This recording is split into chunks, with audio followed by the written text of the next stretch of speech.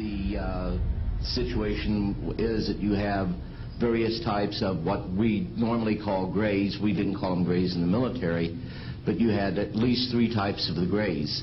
You had some that were much taller than we were. The unique thing that I'd like to point out for the most part is that the entities that we did catalog were in fact humanoid. Now this created a situation where the scientific community was trying to figure out why that would be the case, because you would expect that if life evolved on other planets, that they would take on some type of other being, so to speak, not necessarily look humanoid or be bipedal such as we are. But apparently we got quite a few of the species out there that are humanoid in appearance, and that creates a question that yet has to be answered by science.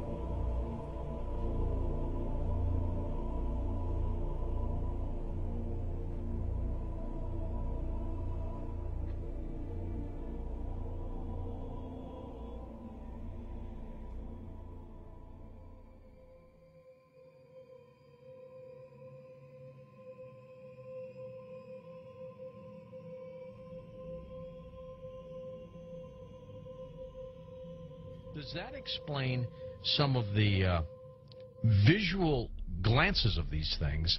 They seem to just simply disappear. They're gone.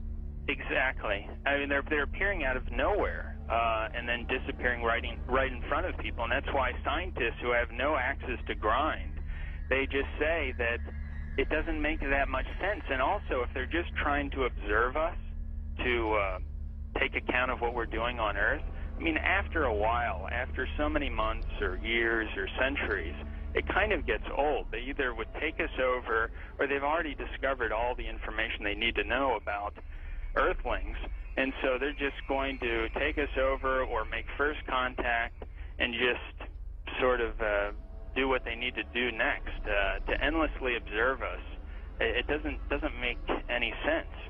It's something where, and also see if we have all these sightings, as you know much better than I do. Where are they landing? We don't see them getting out to get anything to drink or to eat. We don't see them. They've never tried to make contact with any large amount of people in a major city, and so this doesn't. And also all the endless medical procedures that the people who have claimed to have been abducted, you know, why the endless medical procedures? I mean, if we're talking about such an advanced race of alien beings, they don't need to do that over and over and over again. Interesting perspective. Let's talk about some of the facts out there of evidence that may support your conclusion that the UFOs are spiritual phenomena, not physical, like so many other people also believe. What can we pinpoint again? Well, again, it's something where you cannot have a material or a physical being penetrating the ground, penetrating the water, appearing in front of people, then disappearing instantly, and then also changing colors, sometimes only when they're accelerating, with every color in the spectrum has been recorded. Many UFOs coming and making one UFO breaking apart and then going into multiple UFOs. It doesn't make sense. And then not only just that, but to get into the fact of how far they're traveling and the speeds that they would have to travel, and just the other problems with cosmic dust and traveling at the speed of light, and then running into those bits of cosmic dust, the explosions that would be created, the amount of energy that would be consumed in traveling from these distances.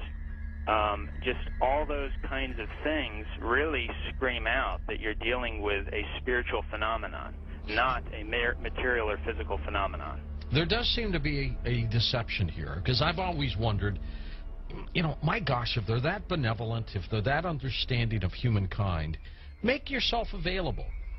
Go ahead. That's why you know, some of these other scientists have said that they seem to be trying to set people up to deceive them as if they are aliens, but the facts just say that they can't be that there's something else. It doesn't make any sense, and there's something else, a psychological deception that's going on here. And many of these scientists say, I don't know what it is, but we've concluded that it's got to be that. It's got to be something bigger is going on here than just them trying to show people that, yes, you know, here's a UFO that you're seeing now, we are aliens, that there's got to be something else going on here, on top of the fact that the characteristics of them show that they just cannot be some material or physical craft. Do you think humans are involved in the deception? I'm losing my voice here. I gotta pop it back. As far as I think there have been deliberate hoaxes that have been perpetrated. And, you know, it's an interesting statement. I mean, there are many that could be quoted. But Gordon Creighton, who I know you know of him, probably, who died in 2003, he made this statement in the British journal Flying Saucer Review. He said, quote, "There seems to be no evidence yet that any of these craft or beings originate from outer space.